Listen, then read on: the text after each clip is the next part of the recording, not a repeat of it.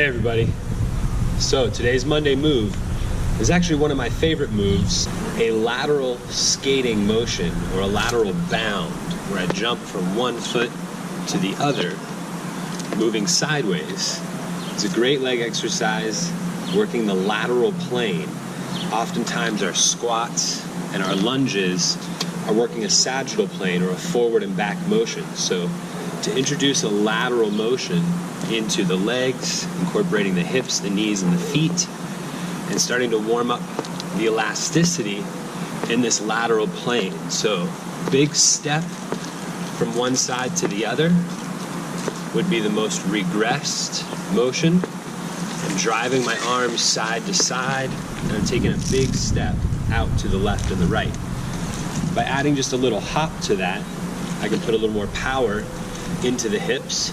So I'll sit into one side and take a big jump from one side to the other.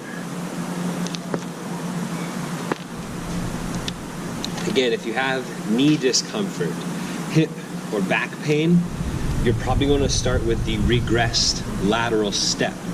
You can progress up to the jump or the lateral bound once you feel strong and safe with the lateral step.